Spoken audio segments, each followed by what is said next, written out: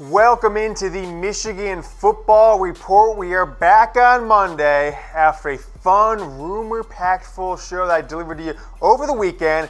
Can't be all in the rumor game every single show. You guys keep asking me for more content, so we've got a new format, bringing it back, what we had last year, Michigan football, true or false. I've got two parts of this. Part one on Monday, part two going to come to you later in the week, maybe Tuesday if you're lucky. If you guys are watching part one, we'll drop part two on Tuesday. 6 questions.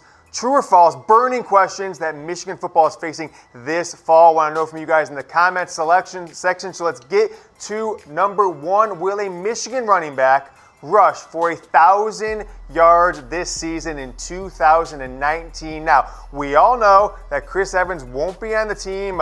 Michigan finally confirmed it on Sunday. That's no surprise to anybody who's watched this show for a long time that he was not going to be part of the team due to an academic suspension. So will a Michigan running back rush for 1,000 yards this season? Want to know from you guys while I analyze it. Comment below in the new Michigan Football Report YouTube channel at Michigan TV or Michigan Wolverines by Chat Sports on Facebook. Type T for true if you think yes, Michigan will have a 1,000-yard rusher. F for false if you think it's no. But let's take a look at my Michigan football depth chart going into this season at running back without Chris Evans on the team. Want to take a look at what that depth chart will look like this season. We've got Christian Turner, who got some action in the bowl game. You all remember he got that end around, almost took it to the house, but stepped out of bounds. Zach Charbonnet, who I actually think would have a better really good chance of starting this year had he not missed the entire spring with injury. And then walk on, I guess it'll be a fourth-year junior, Tru Wilson I've got there as a running back number 3.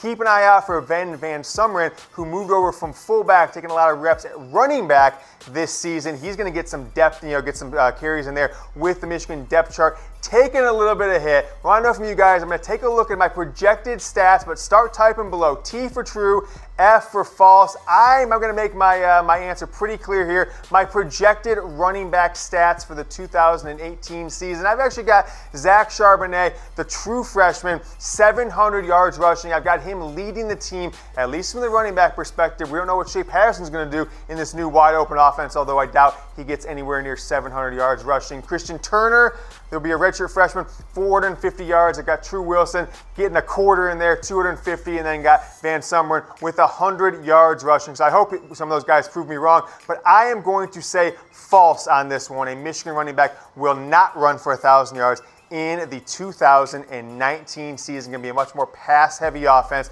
and the lack of experience at that running back position is going to force Michigan to pass, and certainly could cost them a game if they can't get those grueling yards on a 3rd and 3 or a 4th and 2 when they need it against Ohio State, Michigan State, Notre Dame, and the likes of that. All right, want to give a shout out to some people on YouTube that I'm loving. 5 folks who have subscribed to the Michigan Football Report YouTube channel at Michigan TV, and I just like how they're behaving on there, so I'm giving them a shout out. My man E, I like the name. It's tough to identify you just by a letter. It's limiting you to one of 26 people in the world who can have that name. So E, shout out. James Heikkinen, I thought it was Heineken at first. Shout out to you. Thanks for watching. Thanks for participating in the comment section. My main man, Chris Granger. I'm going to give a shout out to Mitchell Renz over there. Tell you, get a picture, Chris, and we'll show your photo next time. For now, we've just got the big C that YouTube gives. Norwal Music, shout out them. I think you had like 7,000 subscribers, Norwal. So thanks for commenting on our last video. And then Let's Play PC. Appreciate the watch, appreciate the comment. Get that profile photo, so we'll show you next time. I'm gonna check back on you guys next week. If you have profile photos, I'll give you another shout out. So proud to those YouTube subscribers for participating in the comment section from last show. All right, next question. Will a true freshman become a full-time starter for Michigan this season? With true freshman, full-time starter. Now, it has happened quite a few times in Jim Harbaugh's tenure as Michigan coach, more in the early years, 2015, 2016, not really the last couple years. 2017, you had a couple guys, but last season, we really didn't see any true freshmen get in the lineup. So I want to ask you guys, shout out, type below 1 for true, 2 for false. If you're typing 1, that you think, yes, a true freshman will be a full-time starter. I'm not talking about just one game for injury. I'm talking about solidifies himself at the role. I've got two in mind, the two top recruits Michigan has coming in. Let's start at the running back position, where I actually think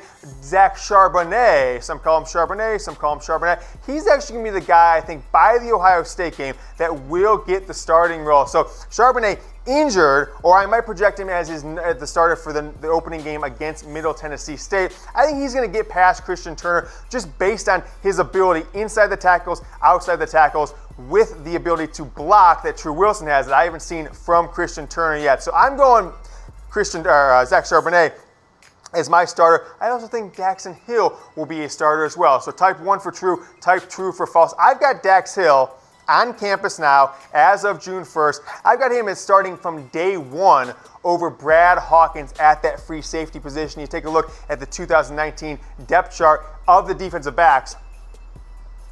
A lot of familiar names there. Lavert Hill, Josh Metellus, Ambry Thomas hasn't gotten the starting role. We've seen him return kicks for touchdowns. Daxton Hill, I've got there starting at free safety. Want to know from you guys, type 1 for true, type 2 for false. Yoder says true on this one. I think it's going to be two guys, maybe three, maybe somebody will surprise me. Maybe a true freshman will get in there in that secondary with Dax Hill. Think about cornerbacks, some inexperience with Ambry Thomas, hasn't proved it. Hasn't gotten in the field as much, so I've got true on this one. Let's keep it rolling. This is where it starts to get interesting. This is where I think the Michigan homer in me wants to say yes, but I'm going to hold back my excitement on this new offense a little bit. But the question is for you, the viewing audience of the #1 most watched Michigan football program on the internet, the Michigan Football Report. Will Michigan's offense average more points per game than Ohio State in 2019? True or false? Let's get the comments going. A for true, B for false. Type them below. Chat Sports, Michigan Football YouTube, and the Michigan Wolverines by Chat Sports Facebook Live channel. Let's take a look at 2018. What that record-setting Ohio State offense with Ryan Day as their offensive coordinator, with Dwayne Haskins as their Heisman-esque level #3 in the Heisman campaign did. 42 points per game, but look at that second stat. That's the real difference. That's where Michigan's going to have to make up in a lot of ways with Josh Gattis as the offensive coordinator. 358 yards passing per game for Ohio State, only 215 for Michigan. They average over about 120 yards more than Michigan last year, with certainly higher level, I think, NFL quality receivers at Michigan. Some of the Ohio State guys a little undersized. We'll see what Treek Black, Nico Collins, Donovan Peoples-Jones do this year. Do they all leave early? We'll see. But A for true, B for false. Will Michigan average more points per game than Ohio State? It was about a touchdown point difference last year. I am going to say on this one, false. Look, Josh Gattis has never been a full-time offensive coordinator. Ryan Day has been. It's kind of keeping things moving. They got a potentially generational talent at quarterback there. Shea Patterson, he didn't prove it down the field last year. He kind of left some things to be desired from at least a points per game standpoint, being able to put the ball in the end zone when it counts. I'm going to say false. Want to know from you guys below. Answer in the comment section on YouTube on the Michigan Wolverines by Chat Sports Facebook page. Are you following me on Twitter? Because if you're not, you're missing out on all kinds of scoops. I'm usually tweeting throughout the week, whether we have a show or not. New Twitter handle, @James Yoder. I called up Jack at Twitter. I said, yo, dog, somebody's squatting on James Yoder. Hook me up with it. I don't need the T anymore. I don't need the T. They hooked me up. Now there's some imposter account out there with the T. Don't even worry about that guy. But @James Yoder on Twitter. Give me a follow for all your Michigan football news, rumors, and breaking news wherever you want. I am probably the best follow on Twitter when it comes to Michigan football. All right, #4 on this list, Shea Patterson will eclipse 3,000 yards passing in 2019. True or false? Let's keep the options a little bit separated so we know what everybody's voting on this one. We're going to go type 3 for true, type 4 for false. Will Shea Patterson eclipse 3,000 yards? Now, I'm going to be the first one to say I got a little bit over anxious, a little bit excited last year with Shea Patterson. I was projecting him 35, 36, 3,700 yards. I thought he could have with the wide receiving talent. Probably should have, but didn't even come anywhere close to that. So type 3 for true, type 4 for false. Let's take a look at what 3,000 yards would mean for Shea Patterson in 2019. Now, Some of these are a little bit ridiculous because if you look at other schools like Oklahoma, Oklahoma State, Ohio State, etc., 3,300 yards wouldn't even be in their top 5, I'm sure, for most of those schools. Yet it still remains Michigan's #1 season of all time. Only 2 3,000-yard passers of all time, one of them being Jake Rudock. Devin Gardner, those are a little bit inflated because he was throwing for 500-yard games coming back against Indiana and some other schools in 2013. John Navarre with 2 on this list, and then Chad Henne is a true freshman with 2,700 yards in 2004. The key on all those stats, by the way, all those guys had 2 or 3 NFL-level receivers, obviously, maybe outside of Jake Rudock on that list. Shea Patterson, only 2,600 yards last year, 64% completion. So I want to know from you guys, type 3 for true, type 4 for false. I like Shea. I think he can do it, but to get 3,000 yards, you got to be getting 260, 270, 280 or higher every game, or make up for it in those games when you're up, when you only get 175 yards. So 282 versus Maryland, 260 versus Rutgers, 250 versus Indiana, and 237. Those are his 4 highest games. Remember, Ohio State averaged 358 per game. Shea didn't even get within 60 yards of their, within 70 yards of their average. So it's going to take a massive philosophy change, which Josh Gash is hopefully bringing for him to do it. And I think they will do it. I think he's going to get about 10 more receptions or pass attempts per game. I think the downfield passing, and I think passing to guys, speed and space will be a lot more efficient this year than it was last year in Pep Hamilton. So I am going to say, ding, true on this one. Shea Patterson is going to get close, maybe eclipse that John Navarre record of 3,300. I believe it was 18 yards to have the Michigan all-time record, but I think he's definitely going to get over 3,000 yards. All right, folks. We are close to Father's Day, so on my next show, next week, maybe this week, if we get enough entries, I want you guys to share pictures of you and your kids, or you with your dad. If you're with your dad or your kids, rock some Michigan gear. Share those with me. If you're watching on Facebook, you should go ahead and comment on the page, DM me, but here's what we want to do it.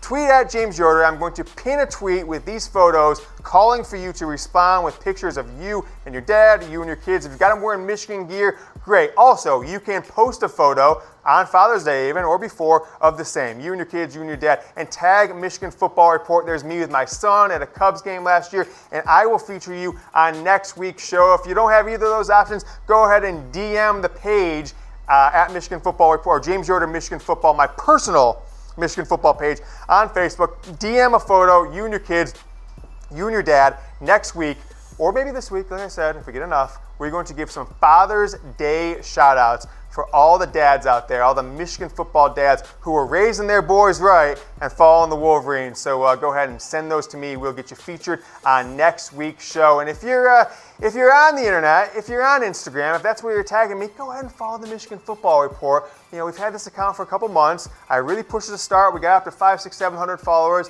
I slacked off a little bit for 3 weeks. My bad on that one, but we're back better than ever. 915 followers. Get us to 1,000. We've got a special treat for you. So at Michigan Football Report on Instagram, and you will be in the loop when I go private. So all the lurkers, the haters, and the losers who like to steal my information, I go private, put some inside info on the story, and nobody else but my followers can find out about it. So get us to 1,000. We'll do something special for you then. Next question.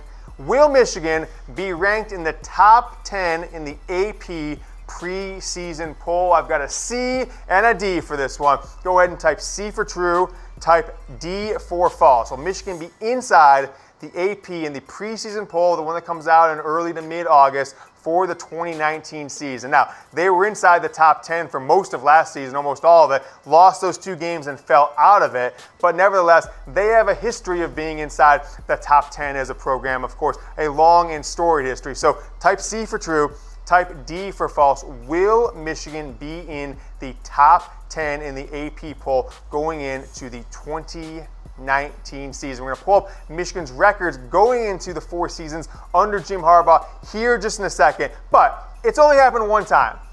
One time has this happened for Jim Harbaugh's team in 2016, coming off an Ohio State loss, but then a big-time win against Florida in the bowl game in 2015, rolled that into a power-packed 2016 season. Now, what does 17, what does 18, potentially 19 all have in common? If you're in the teens, it means you can't lose your Ohio State game, can't lose your bowl game, and expect to get the preseason hype. So I actually was a little torn in this one. Want to know from you guys, type C for true, type D for false. I think that you're seeing out there a lot of the polls have Michigan in the 7 to 10, the early preseason ones like we did here at Chat Sports. Some have them in the 10 to 15 range. So I think it's going to vary.